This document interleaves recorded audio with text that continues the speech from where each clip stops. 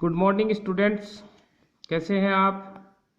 मैं संजय कुमार, सहायक आचार्य रसायन शास्त्र SNKP राजकीय महाविद्यालय नीम का थाना। पिछली क्लासों में हमने ऊष्मागतिकी प्रथम और ऊष्मागतिकी द्वितीय की चर्चा की थी।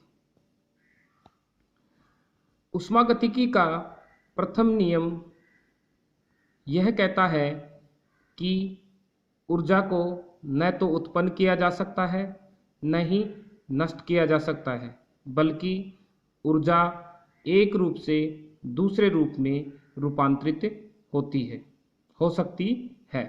जैसे पंखे में विद्युत ऊर्जा, यांत्रिक ऊर्जा में, बल्ब में विद्युत ऊर्जा, प्रकाश ऊर्जा में। तो इस प्रकार से ऊर्जा एक रूप से दूसरे रूप में बदलती रहती है। ऊष्मागतिकी का द्वितीय नियम एंट्रोपी की बात करता है और उसके अनुसार ब्रह्मांड की एंट्रोपी लगातार बढ़ रही है, या यह कहें कि ऊष्मा उच्च ताप से निम्न ताप की ओर बहती है। यदि ऊष्मा को निम्न ताप से उच्च ताप की तरफ बहाना है तो इस स्थिति में हमें कुछ कार्य करना पड़ेगा।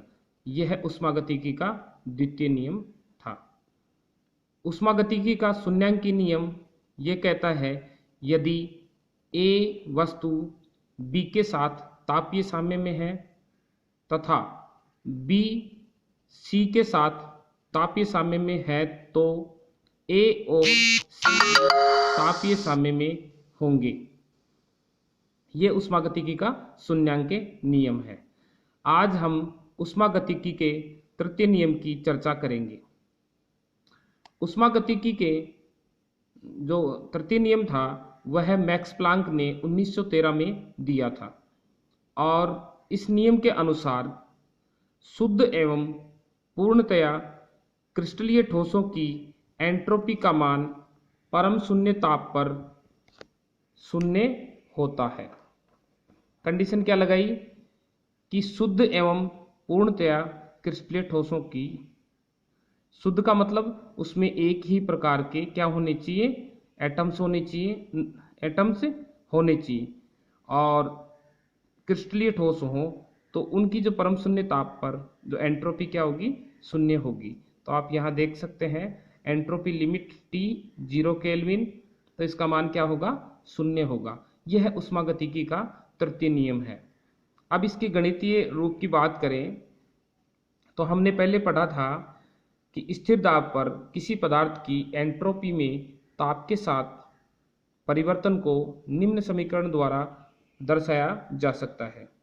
ds बराबर Cp/T dt। Cp क्या है, स्थिर दाब पर ऊष्माधारिता यहाँ पर, तो एंट्रोपी चेंज बराबर क्या आ गया, Cp/T dt। माना कि कोई ठोस है, उसका स्थिर दाब पर हम गर्म कर रहे हैं, तो कहाँ से कहाँ तक, 0 केल्विन से T केल्विन ताप तक गर्म कर रहे हैं। तो इस प्रक्रम में जो एंट्रोपी परिवर्तन हो रहा है उसका मान क्या होगा, डेल्टा S बराबर ST माइनस S0। ST कब है, T ताप पर एंट्रोपी, और S0 क्या हो गया, 0 केल्विन ताप पर एंट्रोपी। तो एंट्रोपी चेंज बराबर ST माइनस S0 बराबर, इसका इंटीग्रेशन कहाँ से कहाँ तक, 0 से T, तो Cp/T dt। और यहाँ पर आप देखें ST बराबर, इसको लिखें आगे, ST बराबर S0 प्लस इंटीग्रेशन 0 से T Cp/T dt।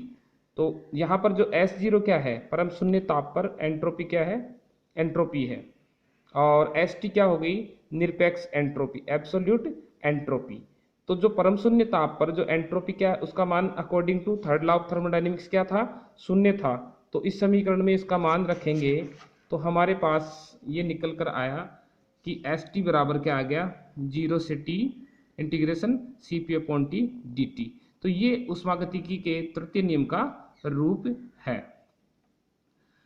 तो बात करें जैसे ऊष्मागतिकी का जो तृतीय नियम है, यदि सारे एटम समान है तो उस स्थिति में तो ठीक है, लेकिन अगर उसमें एटम्स डिफरेंट डिफरेंट है या उनकी विद्युत ऋणताएं अलग अलग है, तो ऐसी वाली स्थिति में एंट्रोपी का मान शून्य नहीं रहता, उसमें कुछ एंट्रोपी बची रहती है, जिसे क्या बोलते हैं, यथार्थ एंट्रोपी या एब्सोल्यूट एंट्रोपी, जिसकी हम अगली क्लास में चर्चा करेंगे। अब जो दूसरी बात कर रहे हैं, जिससे इससे मिला जुला सा जो एक नियम है नर्स्ट का ऊष्मा सिद्धांत, तो इसको नर्स्ट का ऊष्मा सिद्धांत की बात करें उससे पहले उसकी हिस्टोरिकल जो जर्नी है उसके बारे में बात करते हैं। तो जो जूल थॉमसन ने डेनियल सेल के लिए बताया कि डेल्टा जी मुक्त ऊर्जा परिवर्तन व एंथैल्पी परिवर्तन का मान समान होता है। उसके बाद में बर्थलोट के अनुसार उन्होंने बताया कि जब अभिक्रिया में ऊष्मा निकलती है तो तंत्र की मुक्त ऊर्जा में कमी होती है, और इन्होंने बताया कि इन्होंने डेल्टा जी व डेल्टा एच के मध्य क्या मात्रात्मक संबंध बताया, जो सामान्य ताप पर संघनित तंत्र के लिए सही रहता है।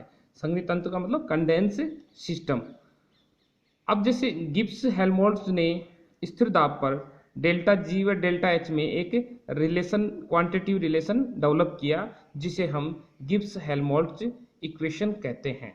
तो हम नर्स्ट का ऊष्मा सिद्धांत समझने के लिए यहाँ बात कर रहे हैं हेल्महोल्ट्ज समीकरण की। हेल्महोल्ट्ज समीकरण क्या है, delta G minus delta H बराबर T del delta G upon del T at constant pressure. तो ये रिलेशन होता है, और डेल्टा जी बराबर delta H plus T del delta G upon delta T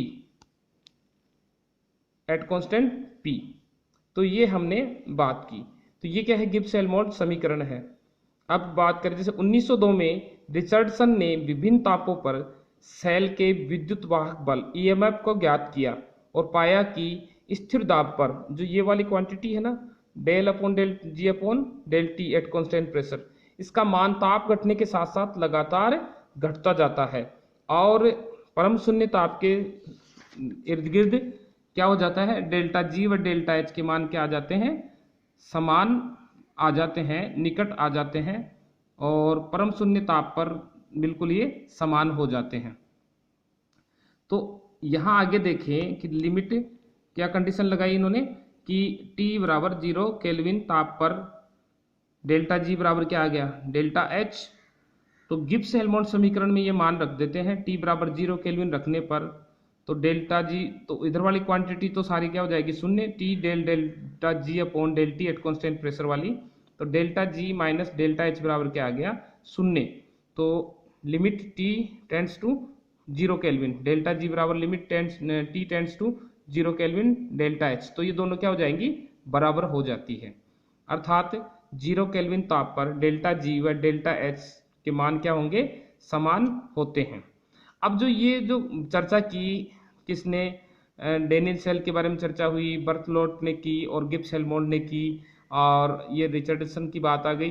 तो इनको सारों को इन्होंने, जो नर्स्ट ने 1906 में इसका प्रायोगिक रूप से क्या किया, सत्यापन किया कि जो इन्होंने बताई वो बातें सत्य थी या नहीं। तो इन्होंने अपना एक स्टेटमेंट दिया कि किसी संघनन तंत्र के ताप को क्रमशः परम शून्य ताप तक कम करने पर, किसकी बात कर रहा है, कंडेंस्ड सिस्टम की, तो परम शून्य तक ताप कम करने, कंडेंस एट कांस्टेंट प्रेशर, तो इसका मान जो ये राशि है इधर del delta G upon del T at constant pressure का मान क्रमागत रूप से घटते हुए शून्य की ओर अग्रसर होता है। कहने का मतलब स्लोली स्लोली लगातार घटता रहता है, एकदम से नहीं घटता है। तो जैसे जैसे ताप बढ़ाएंगे घटाएंगे उसी के साथ साथ डेल्टा जी और इसका मान घटता जाता है, और इसका मान क्या हो जाता है, शून्य की ओर अग्रसर होता है। इसे जो नर्स्ट ने क्या नाम दिया, हीट थ्योरम, उस नर्स्ट का ऊष्मा सिद्धांत। जो ऊपर बात की थी वही बात इन्होंने कही। तो इन्होंने इसको एक्सपेरिमेंटली प्रूव किया कि आप देखिए यहाँ पर ताप केल्विन में ले लिए और डेल्टा जी या डेल्टा एच, तो जैसे जैसे ताप को घटाएंगे तो ये कंटिन्यूसली डेल्टा जी लगातार घटता जाएगा। और इसको देखो इधर आप ऐसे ही कि ताप घटाएंगे डेल्टा जी का मान लगातार घट रहा है। तो इनमें दोनों में क्या है कि जब शून्य केल्विन पर क्या होगा, डेल्टा जी बराबर क्या हो जाएगा, डेल्टा एच। तो ये नर्स्ट का हीट थ्योरम था। अब बात करें जैसे इसमें इसको मैथमेटिकली कुछ इसके कंक्लूजन्स हैं जो नर्स्ट ने कंक्लूजन दिए, तो उनकी चर्चा हम करते हैं। तो ये तो आ ही गए यहाँ पर कि लिमिट टी केल्विन, टी कहाँ 0 केल्विन करने पर del delta G upon del T at constant P बराबर, ये किसके बराबर हो जाएगा, del delta H upon del T at constant P बराबर, और दोनों किसके बराबर हो जाएंगे, शून्य की तरफ अग्रसर होंगे। अब इन्होंने कुछ कंक्लूजन दिए, दो कंक्लूजन, एक तो एंट्रोपी के रूप में बताया इन्होंने, और दूसरा है हीट कैपेसिटी के रूप में इन्होंने बताया कि वी नो दैट, हम जानते हैं कि del delta G upon del T at constant P बराबर क्या होता है, माइनस डेल्टा एस के बराबर होता है। जो हम आगे गिब्स हेल्महोल्ट्ज इक्वेशन की चर्चा करेंगे उसमें डिटेल से हम आपको बताएंगे। तो अब देखिए नर्स्ट के अनुसार 0 केल्विन पर इसका मान क्या था, शून्य के करीब था। तो अब जब ये शून्य होगा तो ये डेल्टा एस का मान, इसका मान भी क्या होगा, शून्य। तो अर्थात 0 केल्विन पर डेल्टा एस का मान भी क्या हो गया, शून्य। जो किसकी बात की थी हमने, उष्मागतिकी के तृतीय नियम में, कि परम शून्य ताप पर एंट्रोपी का मान भी क्रिस्टलेट शुद्ध क्रिस्टलेट ठोसों के लिए क्या होगा, शून्य होगा।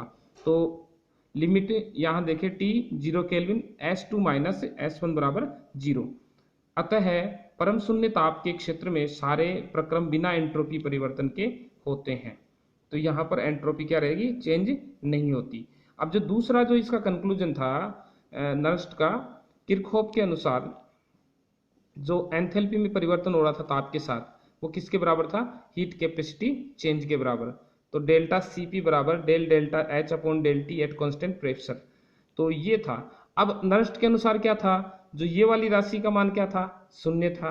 जब ये वाली राशि शून्य होगी तो डेल्टा Cp भी क्या हो जाएगा, देखो आप यहाँ देख सकते हैं आगे, लिमिट t टेंड्स टू 0, तो del delta H upon delta T del T P को एट कॉन्स्टेंट p बराबर 0 है, तो ये डेल्टा Cp भी क्या हो जाएगा, शून्य हो जाएगा। तो अतः है जो 0 केल्विन ताप के आसपास ऊष्माधारिता क्या रहती है, अपरिवर्तित रहती है। तो ये सारा जो नर्स्ट ने जो दो कंक्लूजन निकाले कि एट शून्य केल्विन ताप 0 केल्विन या परम शून्य ताप के आसपास एंट्रोपी का मान भी शून्य होता है, और heat capacity at constant pressure ऊष्माधारिता का मान भी क्या होगा, शून्य होता है।